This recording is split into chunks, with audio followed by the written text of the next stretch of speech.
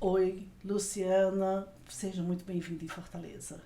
A gente vai começando aqui um podcast que eu tive um imenso prazer de convidar e ela aceitar, porque nós estamos tendo o Congresso Brasileiro de Neurologia em Fortaleza e com isso os colegas de São Paulo, do país inteiro, né, estão vindo para Fortaleza e nós estamos com a oportunidade de filmar esse podcast, que não é muito comum a gente ter a visita de gente assim em Fortaleza, tantos colegas. Luciana Midori já é minha conhecida há algum tempo das mídias sociais, porque ela tem uma página, doutora Lu Midori, no Instagram, que faz um grande conteúdo, assim, te juro, qualidade, gente, qualidade de conteúdo, principalmente na epilepsia, né, Luciana? Sim.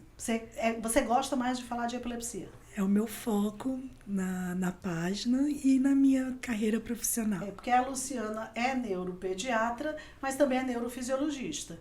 Então, neurofisiologia é o neurologista que faz a gente faz uma especialização, um tempo a mais de estudo só nos exames da neurofisiologia, que o eletroencefalograma é um dos grandes exames da neurologia, que está presente em todas as epilepsias. Com certeza. E aí, de eletro, a gente vai começar conversando para as pessoas entenderem um pouco sobre epilepsia, aproveitando e sugando aqui o conhecimento de Luciana Midori. Muito obrigada. Luciana é neuropediatra do Sírio-Libanês de São Paulo. Então, a gente veio dar aula, vai dar aula amanhã, não é? Sim. Amanhã tem uma mesa redonda, onde você está participando, vou estar lá para lhe assistir. Obrigada. Junto com muita gente boa que está nos visitando aqui em Fortaleza. O que é que está achando de Fortaleza? Já conhecia? Primeiramente, obrigada, Cris, pelo convite. Estou muito honrada. Estou muito honrada de também participar desse congresso. Adorei. Eu já vim a Fortaleza já há mais de 30 anos. Está muito diferente. E o povo daqui é super caloroso. E eu tô adorando. Quem sabe um dia venho pra cá, né? Quem sabe? Gosta do mar, né? Gosta do mar, gosta de correr, então pra qualquer namorada era diferente de correr no parque. Então, assim, a gente pode aproveitar e a gente vai tentar sugar o máximo, viu? Eu vou tentar sugar o máximo para minha página, para o meu canal. A Neuropediatria para Você foi um projeto que eu fiz alguns anos atrás, mas a intenção era justamente passar informação para o público leigo que tem uma dificuldade de acessar conteúdos de qualidade, conteúdos que sejam não só de qualidade, mas éticos.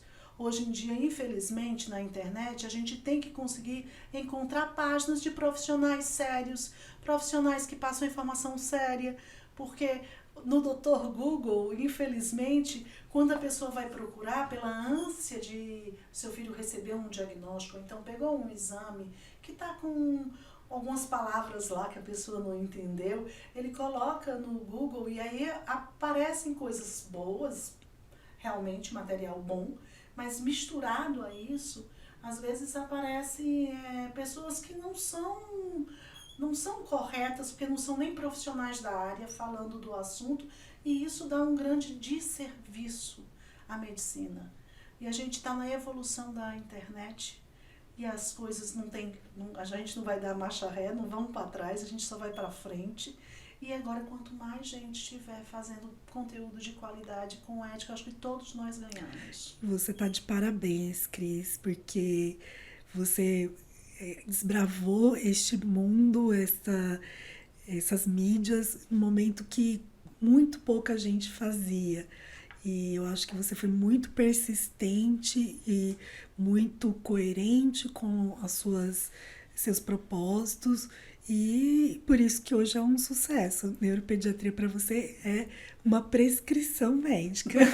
O paciente já sai de lá com uma prescrição de assistir vídeos, de acessar os seus conteúdos, que são maravilhosos, que não são só para pacientes, mas são para nós também.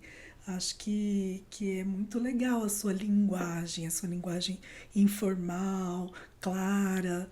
Isso tudo é muito mérito seu. Não é porque eu tô aqui, não, é muito mérito mesmo. Obrigada, eu fico muito feliz quando a gente recebe crítica dos colegas, porque quando você recebe uma crítica boa, positiva dos colegas, você sabe que você está no caminho certo, de falar, tentando ser o maior, da forma mais correta possível e ética, porque as pessoas também não sabem, e é bom a gente informar, que nós não podemos fazer tudo pela internet. Existem algumas regras, nós que trabalhamos, que temos as páginas, a gente pode fazer muita coisa, a gente pode passar muita informação, porém, existem algumas regras do Conselho Federal de Medicina, então a gente não pode prescrever, a gente não está atendendo o paciente, nós estamos informando, a gente está explicando temas, explicando exames, tirando dúvidas. Não é uma consulta médica, não é uma consulta, não é uma teleconsulta. Não é uma teleconsulta. Aí o que a gente faz, tanto no YouTube quanto no Instagram, não é telemedicina. A gente está falando sobre o geral e nós temos regras. Então a gente não se pode, porque as pessoas acham que a gente pode. Eles querem mandar exame para que você explique, doutora, esse exame do meu filho. Isso é ato médico, a gente não faz. O que a gente faz é explicar o exame de uma forma geral, não de forma individual. Então, muitas vezes a gente ainda lida com as pessoas que não sabem e acham que que a internet pode tudo. Não, a gente mesmo, quem faz de forma ética, segue as regras do Conselho Federal de Medicina e a gente tem regras para que a gente não passe do ponto para ir para o ato médico. Exatamente. Então, quando os meus colegas elogiam e indicam a minha página, isso é uma grande satisfação, porque aí eu sei que eu estou no caminho certo, mantendo a ética e mantendo o padrão de comunicação. Muito obrigada, Luciana.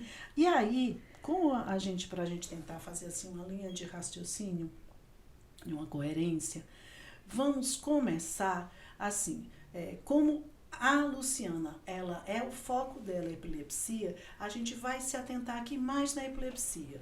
Combinado. E aí, eu acho que uma das coisas que eu tenho maior dificuldade com o paciente é que o paciente, a gente solicita um eletro. Ele tem uma coisa com o exame eletro, solicitou um raio-x, ele vai ligando para várias clínicas, eu quero fazer um eletro. E ele pega a vaga ou mais barato, ou ele pega o que tem vaga mais rápido para ele. Então, ele não entende muito sobre como a qualidade do exame é bem diretamente relacionada com a qualidade do seu diagnóstico. Então, explica sobre a qualidade do eletro, que é um exame que qualquer tipo de crise convulsiva, de epilepsia, nós não temos como trabalhar sem pedir um eletro. Exatamente, Cris. Quando a gente faz a residência em neurofisiologia, no caso, na minha área, que é a área de atuação em eletroencefalografia, a gente tem várias normas para seguir. Então, o tempo de duração, o modo de colocação dos eletrodos, os métodos de ativação, a hiperpneia, a fotoestimulação, o local, até a questão de alguns métodos que podem ativar o aparecimento das anormalidades. Então, por exemplo, quanto tempo de fazer a hiperpneia, se você fez ou não a privação de sono, a própria sedação, quando é necessária. Então, existem alguns sedativos que não são recomendados, que podem alterar o traçado também. Além de toda essa condição técnica, a gente tem a questão da interpretação. Então, existe também, nós temos provas, né, de título e, infelizmente, não temos muitos colegas, muitas pessoas que fizeram todo esse treinamento e estão aptas, no caso, de acordo com essa prova de título. Então, existem várias normas para leitura, para interpretação, que a gente aprende ao longo deste treinamento. Mas isso é uma forma da gente trabalhar, e nem sempre as pessoas que fazem os pacientes sabem de toda essa técnica. Então, muitas vezes o exame vem normal ou vem anormal, e isso acaba atrapalhando muito o médico que vai interpretar isso. O médico que eu digo, aquele que pediu o exame. Então, o eletroencefalograma ele é fundamental no diagnóstico de epilepsia, para saber melhor a síndrome epilética, para melhor o tratamento. Então, escolha bem aquela clínica que você sabe que tem um técnico bom e um médico capacitado para isso. As pessoas, de uma forma geral, elas não entenderam tão bem, quanto em outras áreas, que a medicina ela evolui muito. O que a Luciana está falando é que no passado, um passado que não vou dizer assim é tão distante, mas assim 20 anos atrás, todos os neurologistas que laudavam eletro. Quer dizer, há 20 anos atrás não existia essa residência de neurofisiologia, que é feita após a residência da neurologia. Então, o neurologista tinha conhecimentos mais básicos, mais simples, mas eles já saíam aptos a laudar o eletro, sim, mas não com a sofisticação da pessoa de agora, com a capacitação que esses profissionais agora têm de formação com a residência da neurofisiologia. Exatamente. Quer dizer, vocês estudam um ano a mais e depois ainda tem a prova de título, que é dificílima. Exatamente. E então existem já algumas escolas, né, que a Faculdade de Medicina de Ribeirão Preto, que nós fizemos, lá é uma grande escola com capacitação de profissionais formidáveis, e você sempre tem que buscar essa excelência. E eu acho que e a outra questão que eu coloco é que se você acha que você está apto, você que eu digo, o outro profissional, mesmo sem prova de título, mas que fez um treinamento, tudo, tem alguma dúvida, vai atrás, pode mandar um exame para mim, muitos colegas me mandam, né, pedem uma opinião, e não tem problema nenhum. Porque né? O Brasil, ele realmente é um país continental, e a gente sabe que São Paulo é um centro formador. Então, em São Paulo, você tem um grande número de pessoas com capacitação que chegam a ser bem Nutella, né? Quer dizer, bem específicos. Quando você vai para o interior, para outros estados, o neurologista tem que fazer de tudo. Sim. Então, ele não vai ter, pode não ter, tem cidades que você pode não ter um neurofisiologista. E o próprio neurologista vai ver e laudar o exame de eletro. Mas, hoje em dia, a internet é a parte que nós não temos mais volta. Nós temos já como fazer mentoria, supervisão e fazer com que aquele profissional que está lá longe tenha uma orientação de um subespecialista, de uma pessoa extremamente qualificada. Com certeza. Hoje esse acesso está muito mais fácil, e não tem por que você ficar com aquele exame, aquela interpretação que foi lá do passado. Então, a gente tem que buscar, e vocês, pacientes, vocês, colegas, tem que exigir também. Eu acho que isso também é um papel dos colegas e dos pacientes. Exigir excelência nos exames de eletroencefalograma. Porque o eletro estuda as ondas cerebrais.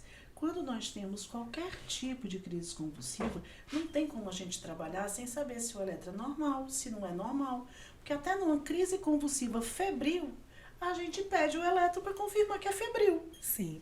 Para confirmar que não existe alterações de eletroencefalograma. Então, é um exame básico. Eu falo, tem um texto meu, tem um vídeo meu.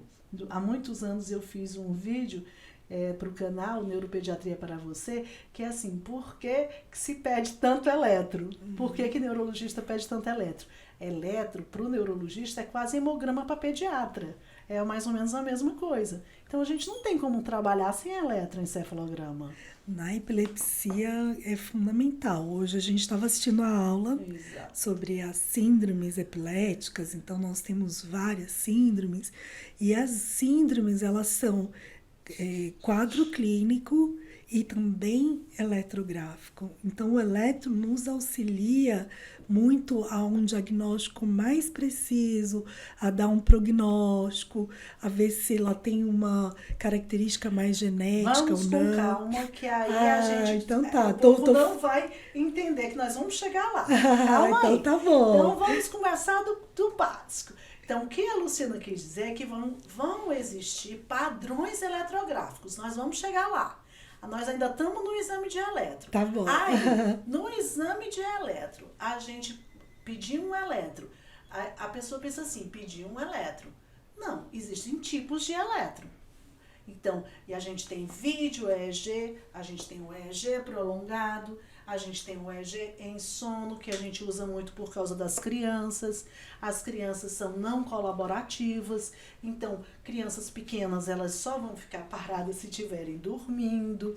Então a gente usa em sono. Esse sono não precisa ser medicamentoso e a gente até prefere que não seja. As mães perguntam assim, doutora, vamos dar um remédio para dormir? A gente faz a orientação para que tente que a criança chegue com sono, porque seria melhor. Os remédios podem alterar as ondas cerebrais. E a gente vai usar um remédio para agora examinar uma onda que eu mesma alterei. Porque quando elas têm dificuldade, eu já ouvi muito isso. Doutora, não pode fazer com sedação? Fazer eletro com sedação, com anestesia, porque ele não dorme com os remédios que dão. Aí tem o menor sentido você fazer uma sedação para fazer um eletro. Né? Então, assim, como é que você vai alterar para examinar o que você alterou? Então, a gente tem uns tipos. Então, fala assim, os tipos saindo do simples, do eletro simples, para a gente ir caminhando até o vídeo EEG, a monitorização de longa... Ótimo.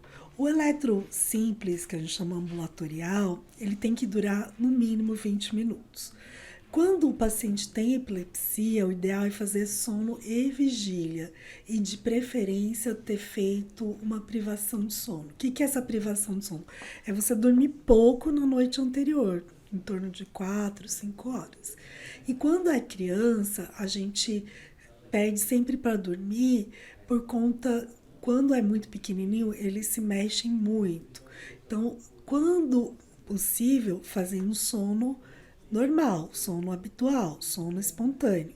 Mas quando necessário, a gente pode medicar.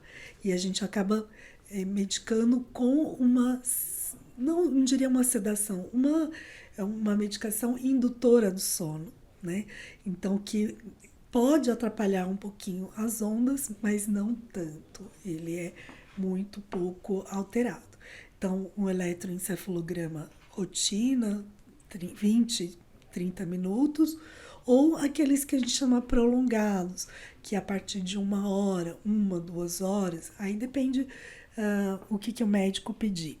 Né? Por que faz esses prolongados? Geralmente para ter uma amostra maior de exame para tentar pegar aquelas anormalidades que às vezes podem ser pouco frequentes. E aí também em esquema de UTI tudo, tem aqueles eletros que você faz de 12 horas, 24 horas ou até vários dias. Eu tô só porque eu sou assim, eu vou ouvindo e vou pensando.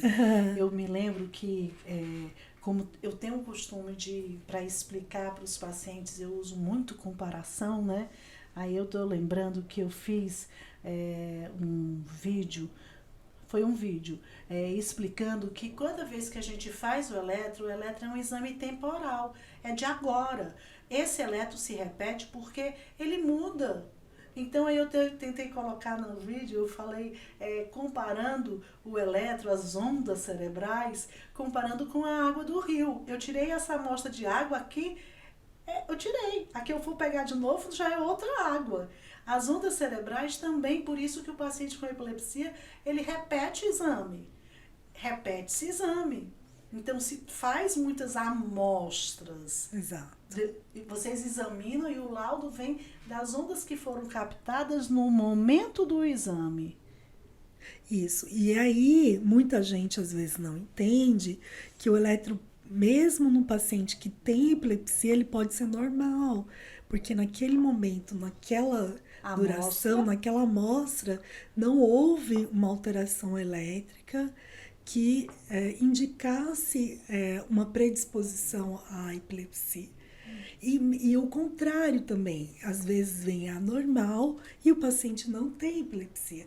Aí eu queria que você explicasse isso. Gente, na neuropediatria, a gente falando que o eletro, a gente solicita eletro por várias, como se fosse um hemograma para pediatra. Então, assim, a gente solicita, é claro, em casos que as crianças a mãe veio por causa de crises convulsivas, mas a gente também pede para outras patologias. A gente pede para uma criança que veio com baixo rendimento, a gente pede eletroencefalograma para fazer uma avaliação. E não por exemplo, em baixo rendimento escolar, dificuldade escolar, eu já peguei vários que captam alterações como crises de ausências ou o complexo ponta-onda 3 Hz, claramente, e que você pergunta e a família nunca relatou. Verdade. Então, é um exame que o neurologista usa para fazer também diagnóstico diferencial. É um exame básico. E a gente também usa o eletro em casos para enxaqueca, para diagnóstico diferencial, porque às vezes tem uma história para enxaqueca e não é. Então, são tantas as utilidades do exame que não dá para o neurologista trabalhar sem eletro. Você acha que dava? Eu sou suspeita. Como eu faço exame, eu laudo e já me ajudou muitas vezes, por exemplo, de diferenciar uma epilepsia focal de uma epilepsia generalizada, como a epilepsia de ausência.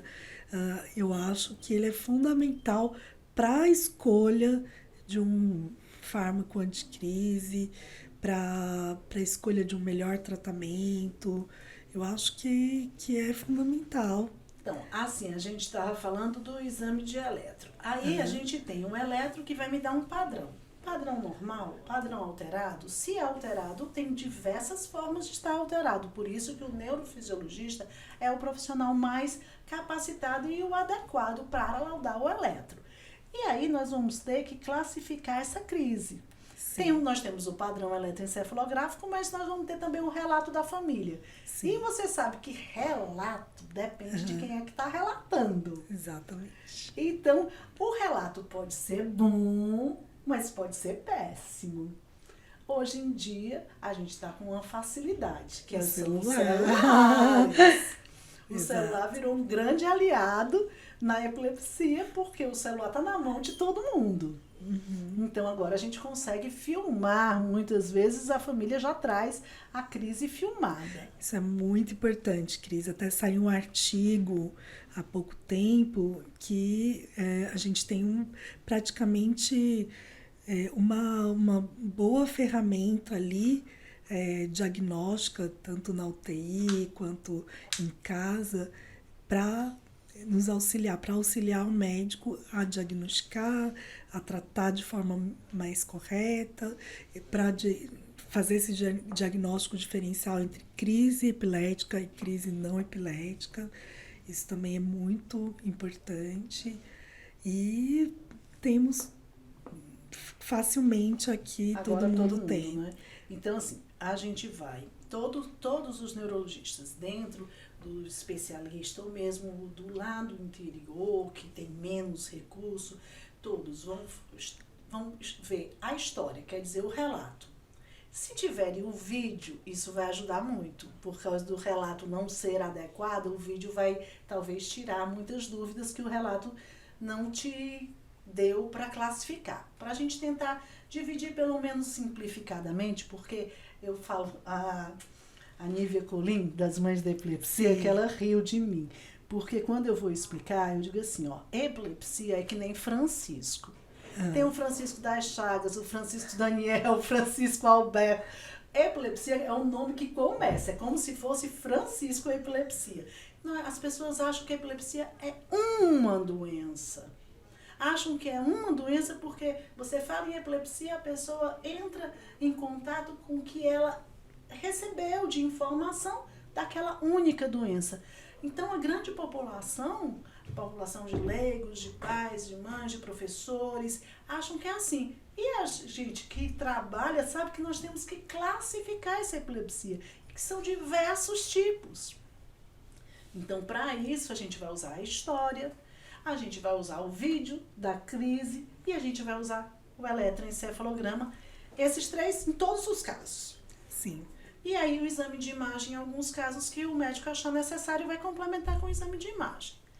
E aí, quando eu tiver esses 3 ou 4, eu vou pelo menos definir se é focal ou generalizada. Então, fala a definição para eles o que é focal e o que é generalizada. Bom, epilepsia focal é quando o paciente apresenta crises focais. O que são essas crises focais? São crises epiléticas provenientes de uma região do cérebro. Então, pode ser o frontal, temporal, parietal, occipital, e cada região tem uma manifestação clínica. Basicamente, é isso. E foi claro? Foi. É porque, assim, as focais, a gente chama focal. Quer dizer, é de uma região, a gente chama focal, e antigamente, aqui no Ceará, não sei se em São Paulo eles falavam isso. O povo diz assim, o povo de antigamente chega para mim e fala assim, doutora, é porque minha avó, minha mãe disse que eu fiz um exame e que deu foco. Lembra? Lá Sim, tem essa história? Ainda tem. Ainda tem, que deu foco de epilepsia. Foco de epilepsia é o local de origem das ondas alteradas. Então, deu foco de epilepsia. Ou deu uma disritmia. Uma disritmia. Então, o que acontece? Um local do cérebro está localizada, está focal, está naquele local. E aí, a crise vai dependendo do local, a região do cérebro que comanda a visão, um braço, uma perna, vai ter uma apresentação diferente, dependendo de qual foi a região. Sim. Então, por isso, a gente mantém o nome focal para o tipo da convulsão, da crise convulsiva. E isso ainda, embora que a gente não usa mais o nome foco a gente não usa mais, nos laudos não sai mais, né? Não, assim. a gente... Tá sofisticado, a gente não fala só foco, foco. Agora é o que eu tô dizendo, esse eletro que tinha esse laudo, com esses termos bem ultrapassados, isso aí evoluiu demais com a neurofisiologia. Então, vocês não vão encontrar mais dizer que teve um foco. Não vai ter mais assim. O neurofisiologista vai explicar a área que ele captou, porque aqueles fiozinhos, eles têm nome. Eles sabem de onde que foi captado, porque eles têm umas letrinhas com os números. Então, se vocês fizeram um eletro, logo no comecinho vai ter essas letrinhas que você não sabe o que quer dizer. Mas aquilo ali são os nomes dos eletrodos. Então, eles que estão vendo, o neurofisiologista que está vendo, ou no exame, hoje em dia que o vídeo já é digital, ou no papel, quando imprimem, que entregam para a família, vocês sabem qual foi a região, porque lá tem o T de temporal, tem o P do parietal, tem o O do occipital, e tudo que é ímpar é a esquerda. Tudo que é par é a direita. Cris, você tá tomando o meu lugar. Eu acho que eu não tô precisando de mim aqui. Você tá explicando tudo, sabe tudo aí, Cris. Então, eu tô só facilitando o entendimento. Então, eles sabem, quando eles vão olhar o exame, eles sabem qual foi o eletrodo que pegou as alterações. Então, eles já dão um diagnóstico mais sofisticado, porque eles vão dizer qual é o tipo da alteração. E aí eu tenho muita dificuldade, porque as mães entram na live querendo que eu disse assim, gente, tá difícil. Doutor, o que significa? Aí ela bota os termos dentro do que veio, né, do laudo.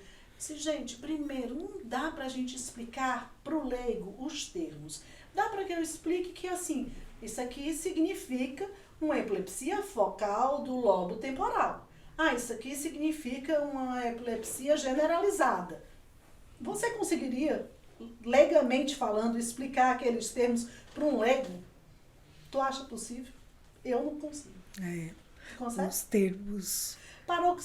uma espícula ponta onda de tantos hertz, não sei o que. Você conseguiria passar isso para uma linguagem de leigo?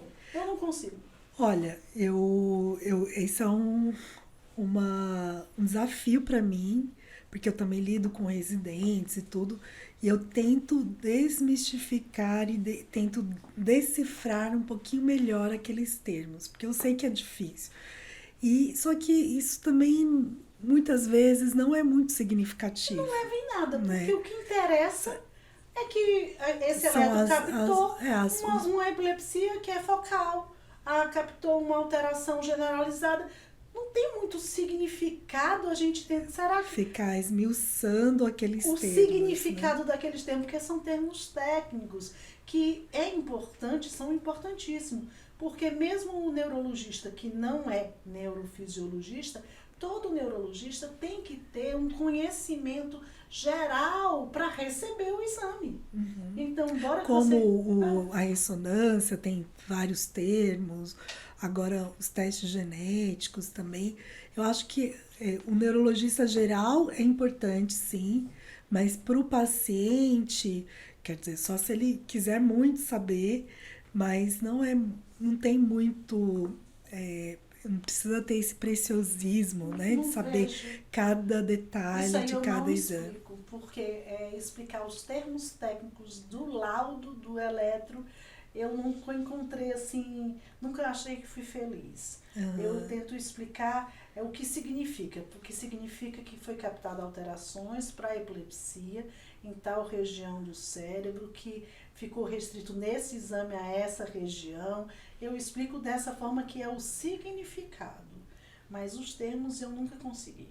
Dizem que eu sou muito boa em explicação, mas essa daí eu nunca consegui fazer. Posso tentar, vou tentar, Cris, quem sabe. Tá aí, um desafio, tu pega uma live para tentar decifrar alguns termos. Eu comprei uns programinhas e comprei um iPad que dá para fazer as ondas, e aí eu tô tentando ali. Então fiquem de olho na página doutora Lu Midori, porque ela vai tentar. Eu nunca consegui. Vou tentar decifrar aquilo que eu acho que é importante, mas não aquele preciosismo que às vezes que é mais para o neurofisiologista mesmo. Aí, a gente estava falando das crises focais, e aí a gente tem as generalizadas. Que as generalizadas, por que é importante? Por que é a importância? Que também as pessoas falam assim, mas por que é importante? Mas, gente, é importantíssimo, porque a gente vai prescrever um remédio, a gente tem que conhecer para poder escolher melhor. Quanto mais eu conheço que tipo de crise você tem, mais já é a minha chance de eu acertar no remédio que eu vou prescrever. Isso.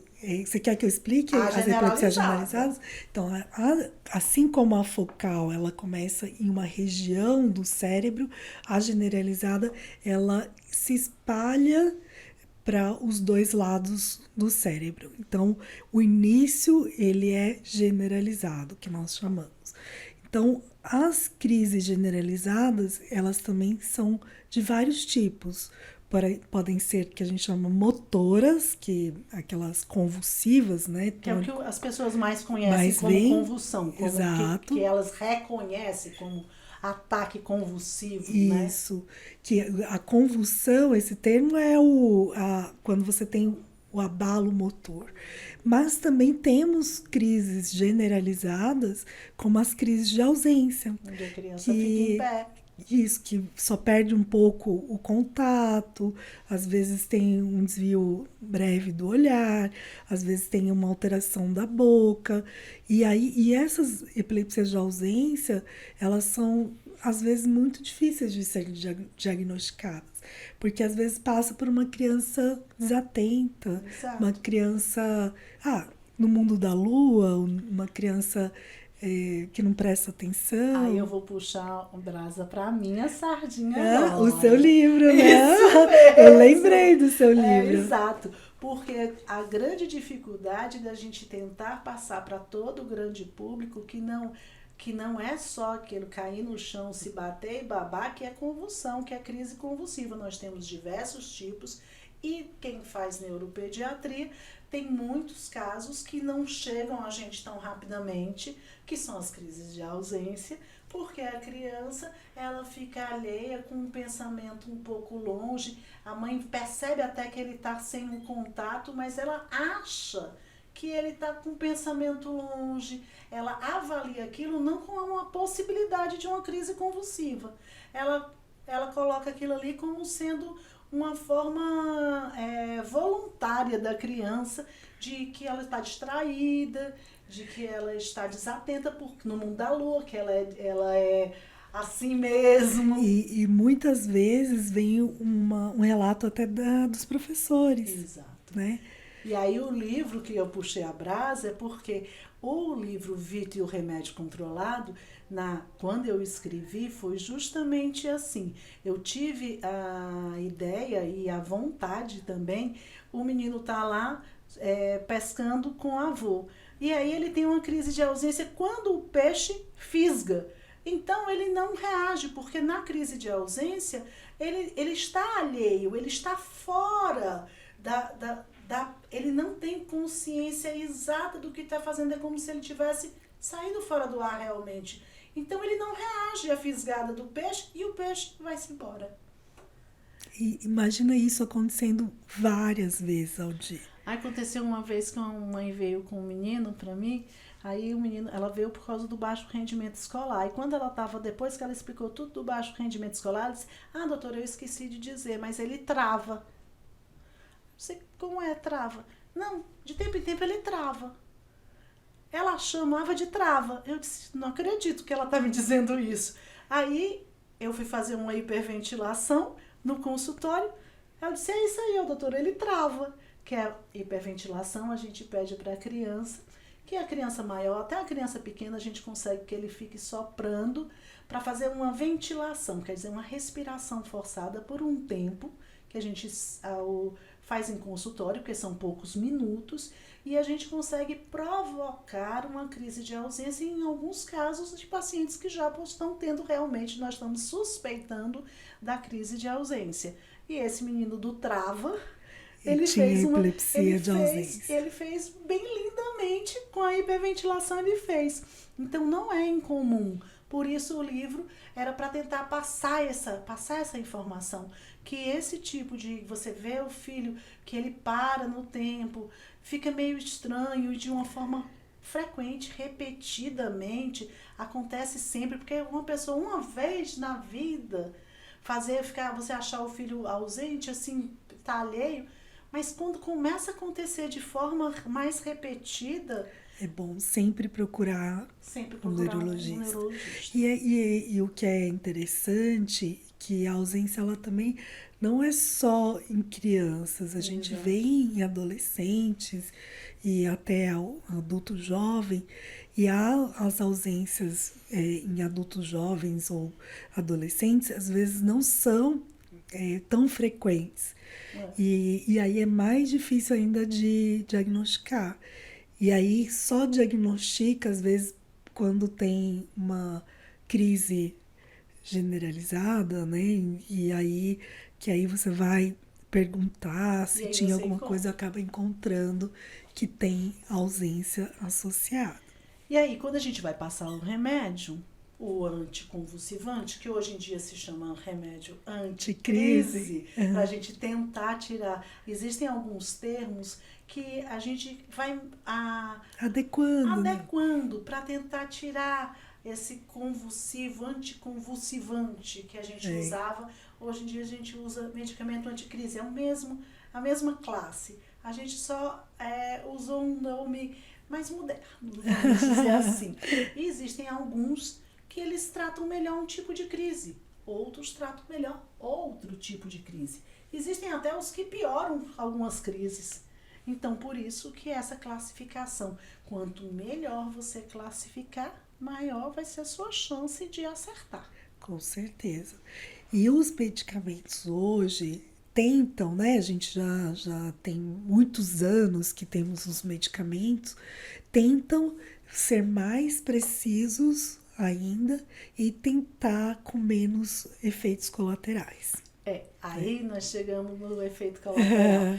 Quando as pessoas, eu acho que isso não é só no Ceará não, em São Paulo também, na hora que você fez o diagnóstico, você vai dar a receita, aí a pessoa já pergunta assim, quais são os efeitos colaterais? Porque ela já está certa que ela terá os efeitos colaterais. E não, nem sempre. Não é assim. O índice de efeitos colaterais não é tão grande quanto a população imagina. Não estou dizendo que é isento. Eu estou dizendo que não, você tem, como eu, você tem muito paciente que não tem nenhum efeito colateral, ou não tem? Tem muitos. Muitos que não tem nenhum efeito colateral. E às vezes aquele efeito colateral que até você quer que tenha, tem uns que perdeu o apetite, né? Tem gente que diz assim, doutor, e esse remédio emagrece? Eu disse, olha, pode emagrecer. Ela disse, doutora, eu nem emagreci. Aí até reclama, Até reclama. Doutora, mas esse remédio não era para dar sono, não? Esse menino tá com sono, não, tá demorando demais para dormir. Então, às vezes, são efeitos colaterais que eles até desejam e que também não aparecem. Então, efeito colateral não é o que a gente quer. A gente quer o efeito terapêutico. Exato. Agora, o efeito colateral é o que a gente pode ter no uso. E a taxa de efeitos colaterais, a cada dia com a evolução do medicamento, a taxa é menor do que no passado, que nos mais antigos, nos medicamentos mais antigos. E a gente prescreve a chance nos últimos trabalhos, Luciana, a chance, porque assim, faz tempo que eu não leio um artigo falando isso. A chance do primeiro medicamento que eu escolhi, de eu acertar, ela é alta ou ela é baixa? Se eu classifiquei direito. Ela é alta. A gente tem, né, uma continha bem básica que é 70%, 80% de chance dele controlar com o primeiro remédio. Então, olha, aquela epilepsia tão temida, aquela doença tão temida, vai para o neurologista, ele prescreveu o remédio, 70% dos pacientes vão ter, em média, 70%, porque a medicina nada é exato, nós estamos falando de números gerais, mas quer dizer, mais da metade dos pacientes vai começar a fazer o uso de um medicamento, quer dizer, vai tomar um xarope ou um comprimido e vai ficar sem crises. Com as crises controladas. E somente 30%, que não diria somente, né? Porque ainda é um número grande. É um número grande. Pode ser que controle com mais de um fármaco anticrise. Vai precisar trocar. Às vezes vai precisar trocar, às vezes iniciar com uma medicação, uma politerapia ou com tratamentos alternativos. E às vezes nesse grupo a gente prioriza mais a questão da qualidade de vida, o menor número de crises com menor quantidade de efeitos colaterais. Eu me lembro disso. Nós vamos devagarzinho para que eles possam entender, mas eu me lembro muito de um professor que eu tive lá em Ribeirão, e ele falava para que assim, olha, às vezes para essa epilepsia, que já é uma epilepsia refratária, que é uma criança que tem crises todos os dias, você às vezes vai tentar tirar todas as crises, você vai tirar a criança da família, porque ela tem interação, ela vai ficar sedada. Então, ela não vai ter qualidade de vida, ela não vai conversar, ela não vai fazer a vida com a família dela. Então a gente tem que ponderar, balancear em relação ao menor número possível de crises com a melhor qualidade de vida possível para o caso. E uma coisa interessante que eu tenho ouvido muito nos congressos, tudo, que é a decisão compartilhada com a família. Então, isso é muito bom, porque quando a gente fala em medicina, que é uma terapia ou alguma doença que você não controla completamente, às vezes você tem que deixar algumas crises em prol de uma melhor qualidade de vida. Ou iniciar uma medicação talvez que não seja tão conhecida, tudo, mas para que haja um melhor controle com menos efeitos colaterais. Então, isso é muito bom porque a gente, às vezes, como médico, quer curar o paciente, curar a epilepsia, curar aquela doença. E em epilepsia nem sempre há cura, né? Isso acho que você deve falar muito no seu canal. E isso está sendo bastante debatido também.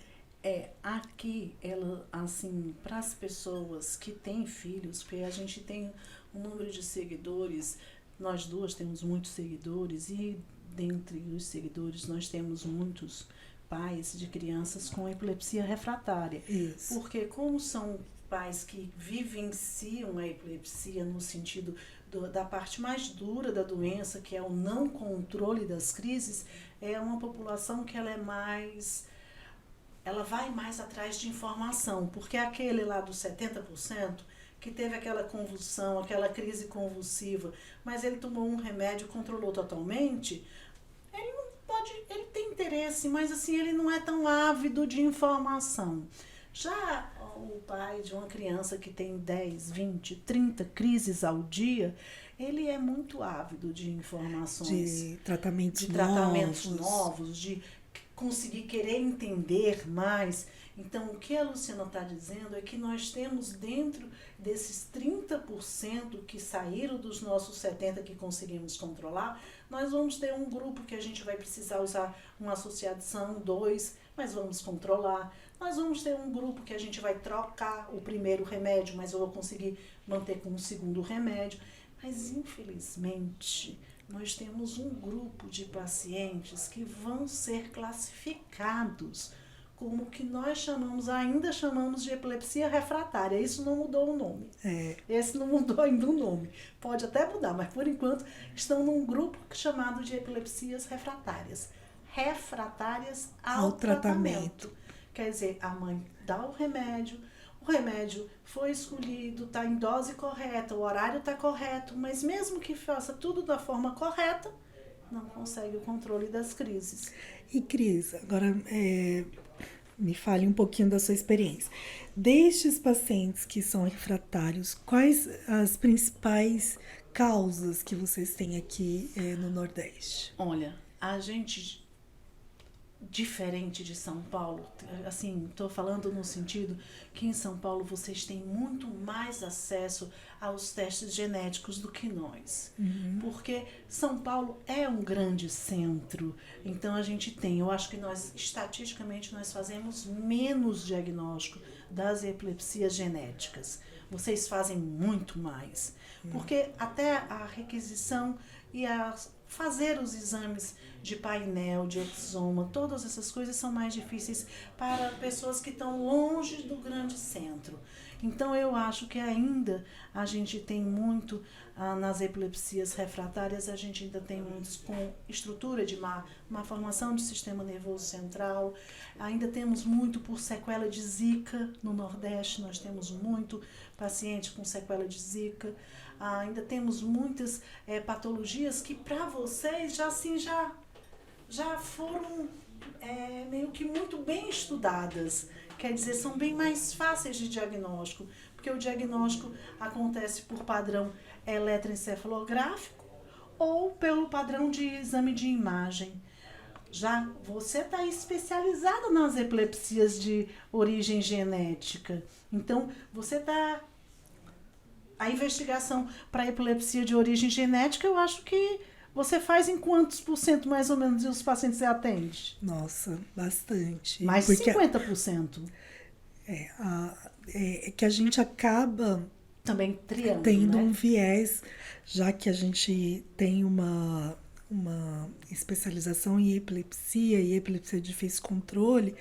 Eu acredito que vem casos mais graves. O que o outro não consegue, vai mandando o abacaxi, ou aquele difícil, aquele caso complicado, né? E na minha tese, a gente teve em torno de 40% de epilepsias de causa genética positivas. Pois é, porque dentro das refratárias, as de origem, com origem de causa genética, vai ser um número grande.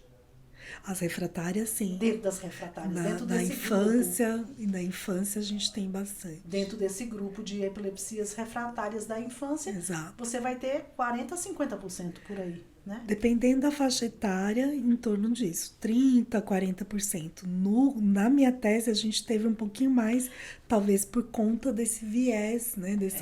Preciso também levar aqui, vamos dar os parabéns, doutora Luciana Midori, que acabou, não foi agorinha? Foi final de julho. Acabou de defender saiu do tese, forno. Saiu do forno, que isso aí é uma coisa penosa, você conseguir montar toda uma tese. Sim. E de grande valor. Obrigada. Então, por isso, agora também saiu um peso das costas, Com depois certeza. de defender a tese. Agora, eu já prometi para vários grupos, aí inclusive tem um grupo aqui de Fortaleza bem forte, de mães, que me seguem também, de contribuir agora para essa informação. Eu quero que essa tese seja útil para todo mundo, para profissionais, para os pacientes.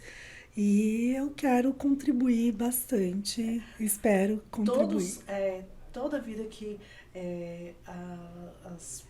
os profissionais, eles produzem esses artigos, tese, mestrado, de doutorado, aquilo ali volta para a população.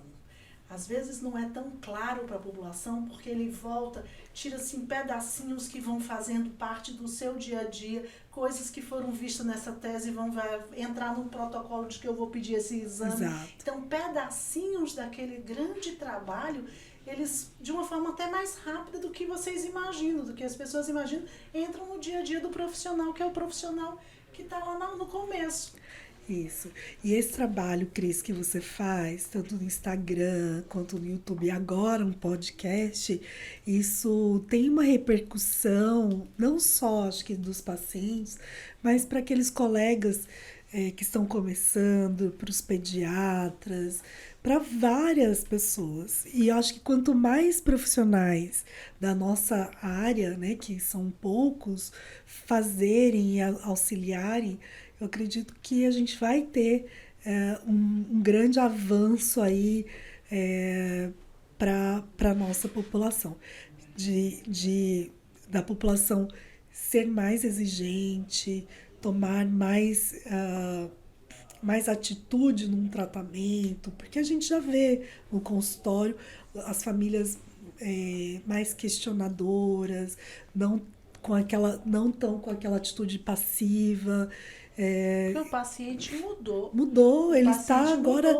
Porque o paciente ele quer informação, então ele antigamente, aquele padrão de atendimento era um padrão em que o médico mal olhava para o paciente, passava aqui um remédio, você toma esse remédio aqui, mas não explicava o que o paciente tinha. Ele também não queria, achava que não era necessário ele entender.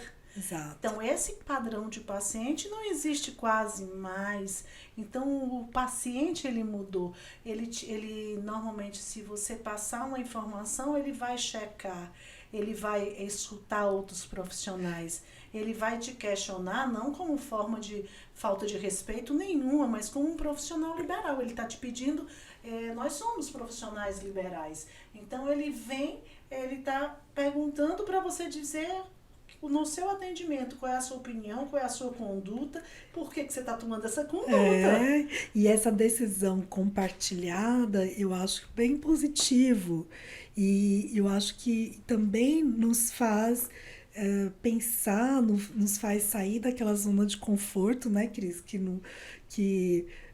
Quando a gente vai fazer uma live ou vai se preparar para alguma entrevista, alguma coisa, ou para o atendimento, a gente a gente estuda, ou quando a gente não sabe, a gente vai atrás, a gente consulta colegas.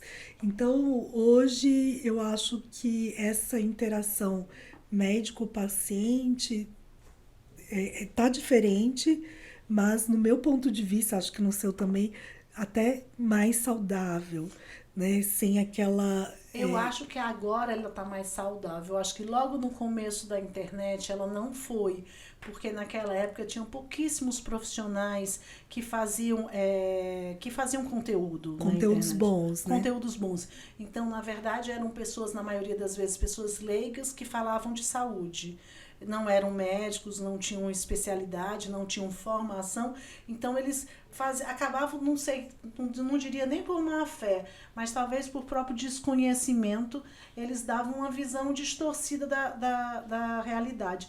Hoje em dia, graças a Deus, houve assim, um número grande de aparecimento de várias páginas de profissionais muito experientes e com boa formação, e aí você tem na internet uma quantidade grande de fontes de informação seguras. E aí o paciente vai conferir sua informação, com certeza. Com certeza ele vai conferir. Mas assim, eu acho que, né, abriu essas portas, eu acho que muitos outros colegas vão abrir portas também. E eu acho que vocês, pacientes, também têm que checar mesmo essas informações, porque nem sempre todos os colegas vão postar coisas que são né, científicas, comprovadas. Às vezes são opiniões, e a gente não quer opiniões, a gente quer comprovações científicas para determinados tratamentos, determinadas... Essa semana eu fiz um post voltando, porque falando de como que ainda existe às vezes o Dr. Google atrapalhando. Eu fiz um post porque existe e eu, assim, estou querendo dizer assim, muitos veganos, que a gente aumentou muito o número de pessoas vegetarianas, veganas. Então, com isso, eu não sei você, mas eu tive alguns pacientes que são veganos, que fazem uso da homeopatia, e que aí o filho abre o diagnóstico, faz uma crise convulsiva, ele é encaminhado ao neuropediatra, e aí ele chega não querendo fazer o uso de medicamento anticrise, querendo fazer uso de canabidiol como primeira escolha. Isso. Porque veio na cabeça dele, pela mídia, que é da natureza. Se é derivado da maconha, é da natureza, não é remédio controlado.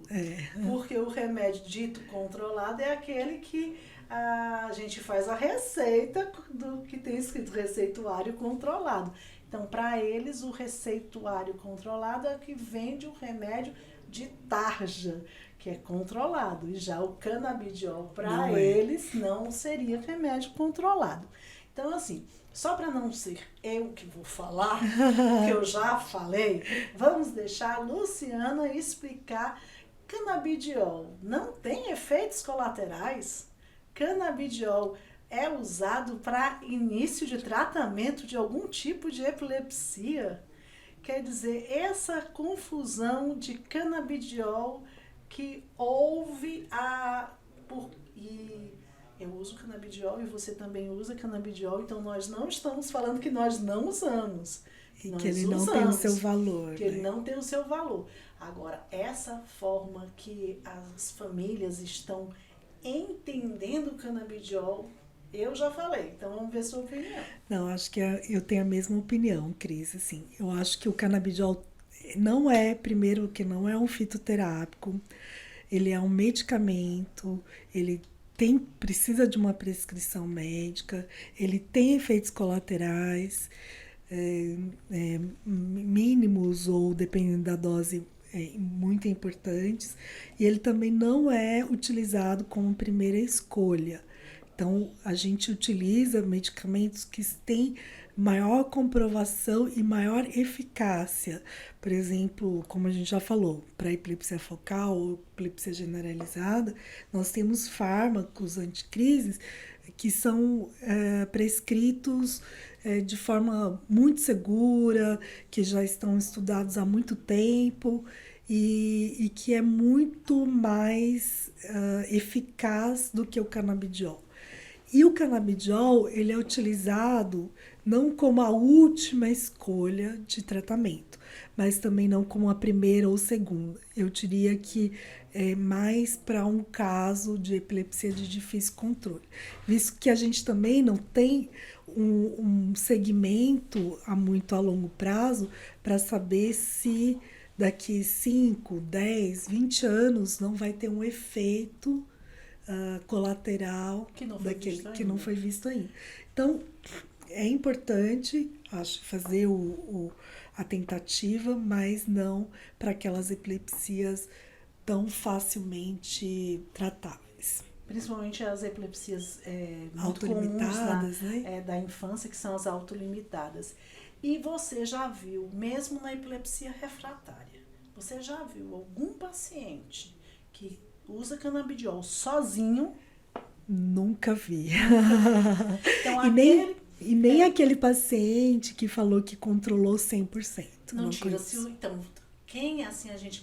Quando chega essa ideia de que não, porque eu não quero usar remédio controlado, quero usar canabidiol, já começa aqui. O canabidiol, ele é usado primeiro para epilepsia refratária. Segundo, ele não é usado sozinho. Ele está em associação com os remédios controlados. Os anticrises, os ditos controlados. Então, a pessoa não vai deixar de usar um outro fármaco. Sim. Porque ele sozinho não vai controlar. Eu não conheço nenhum caso de prescrição de epilepsia que controla exclusivamente com canabidiol. Também não tenho esse caso. Não tenho conhecimento disso.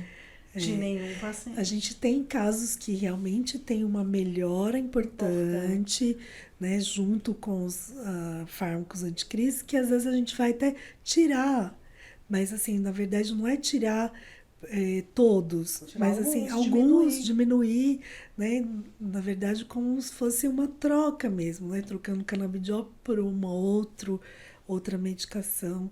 E é o que a gente faz normalmente com outros anticrises. Eu acho que Luciana, como eu, também tem um xodó pela dieta cetogênica. Eu tenho também. Eu também tenho. Dieta cetogênica é um tratamento para epilepsia refratária. É o tratamento mais antigo do mundo. Epilepsia para epilepsia. Então, a dieta cetogênica, hoje em dia nós temos uma página, né, que existe a associação para que as pessoas que queiram se informar, mas assim, também a gente não é que seja o último caminho, mas a gente também não é, a dieta cetogênica, ela é um tratamento para controle de crises convulsivas.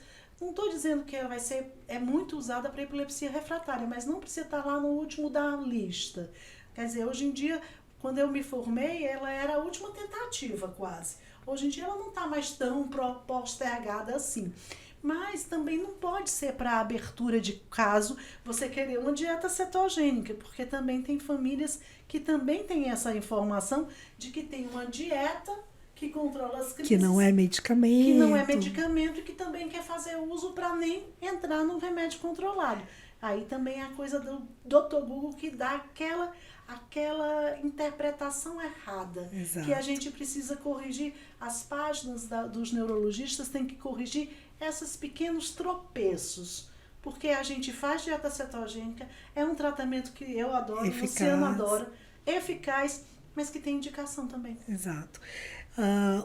A dieta cetogênica, como o canabidiol, também tem efeitos colaterais.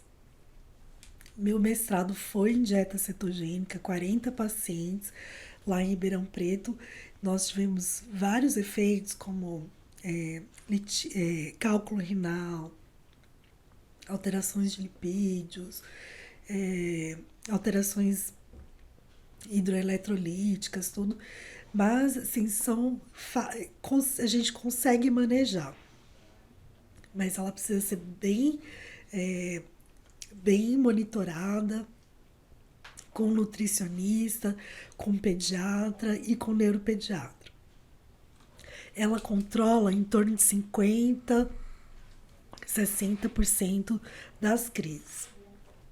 Ela é usada para as epilepsias de difícil controle, assim como o canabidiol. E ela é muito utilizada e muito eficaz, Cris. Eu acho que tem que ser um tratamento, não o primeiro da lista, mas também não o último. Eu tenho um grande carinho pela dieta cetogênica, e Luciana também, porque a dieta cetogênica, ela faz o controle da epilepsia refratária em um número grande daqueles que não conseguiram controle com a parte medicamentosa, com o tratamento medicamentoso. Então, por isso, mas precisa ela não é uma dieta como dieta cetogênica de academia. Ela é uma dieta que ela é calculada, que o médico precisa ter experiência para saber prescrever, mas também ele tem que ter um apoio importante de um nutricionista, e não é qualquer nutricionista. A nutricionista ela tem que ter uma formação para a dieta cetogênica. Hoje em dia a gente já tem como é o nome do Atkins. Não, o que eu estou dizendo, como é o nome que existe já a página do Facebook? Dieta Ceto Brasil, não é? Instituto Ceto Brasil. Instituto Ceto Brasil, onde qualquer pessoa pode pegar informações. Quem tem um filho com epilepsia refratária pode pegar informações, e já existe nesse instituto até os locais onde já existem pessoas com formação para fazer, porque é uma opção terapêutica.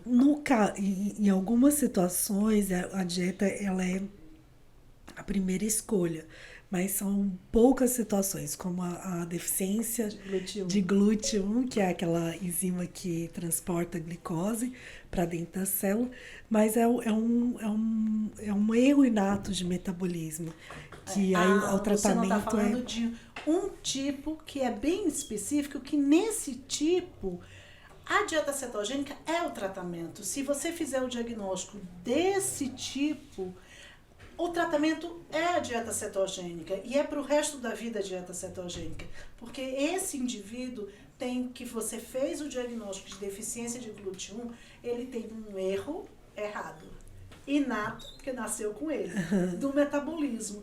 Então ele tem um erro inato do metabolismo, de uma enzima que faz um serviço que não está sendo feito. Então, ele não pode receber o alimento que necessita dessa enzima. E na dieta cetogênica, ele não recebe esse alimento. Então, por isso, ele faz o controle das crises.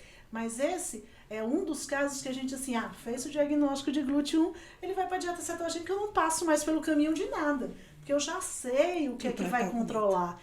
E em vários outros pacientes com epilepsia refratária, a gente vai tentar medicamentos, mas quando a gente não tem um bom controle, a gente vai pensar em outras opções não medicamentosas, que a dieta cetogênica na neuropediatria, ela vem um pouco antes até do canabidiol. A gente pensa primeiro, eu penso na maioria das vezes em dieta cetogênica, quando eu já estou saindo dos tradicionais, dos medicamentos, dos fármacos, eu talvez pense mais cedo do que canabidiol.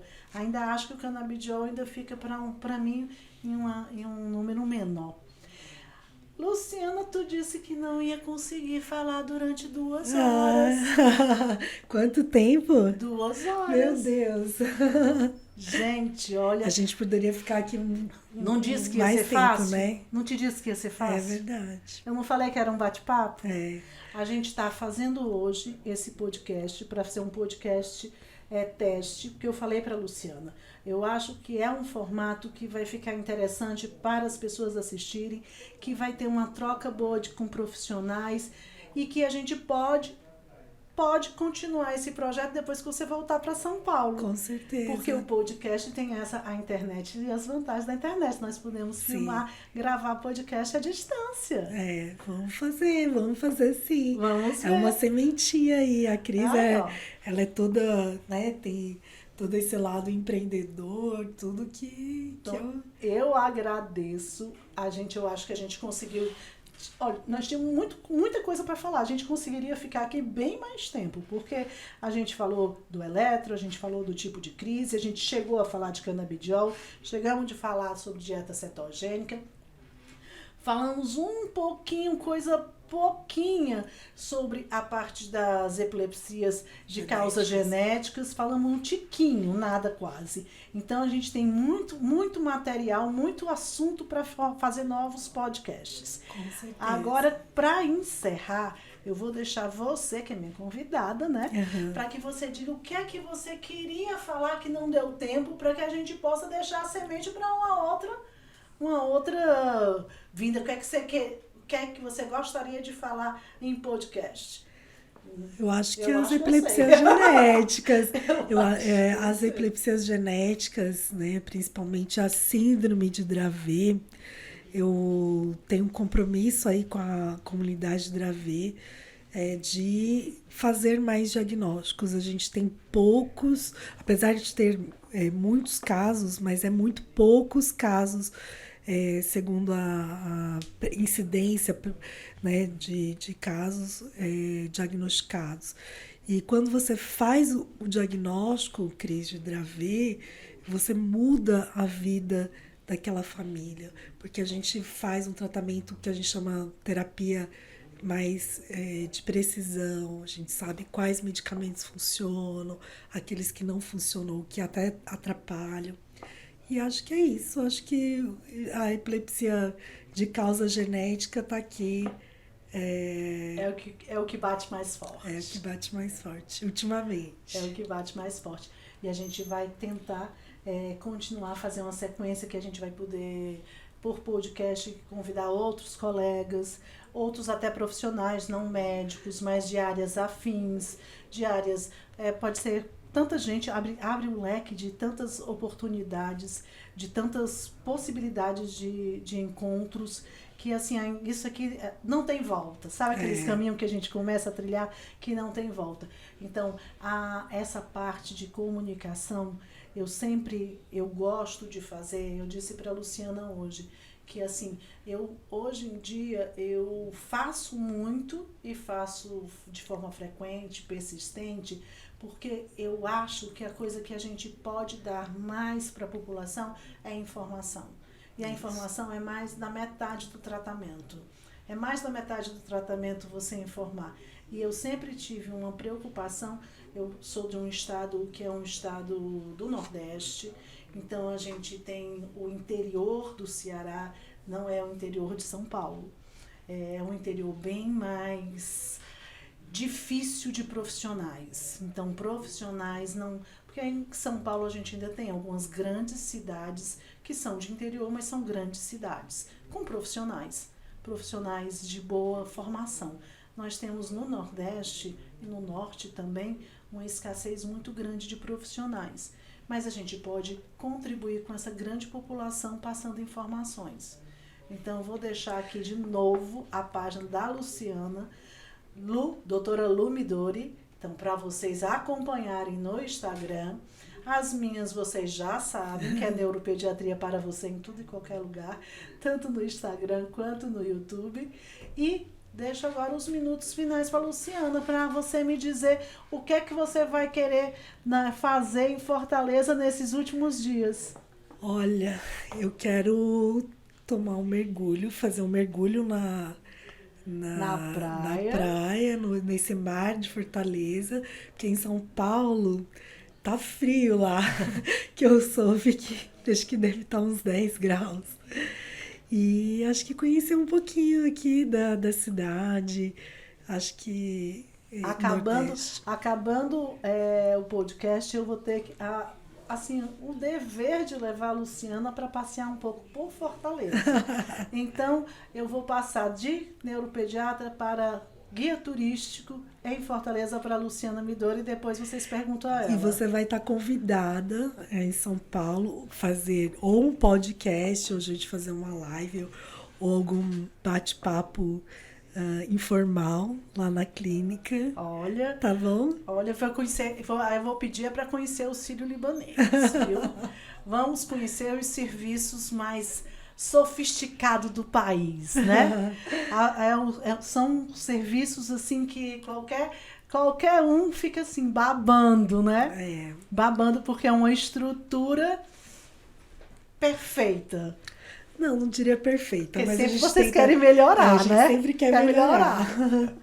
Sempre tem que melhorar. Exato. Muito obrigada, Luciana. Um beijo. Pelo seu aceitar o convite tão rapidamente. Foi só eu chamar que ela aceitou o convite. E um beijo a todos. Muito obrigada pela atenção.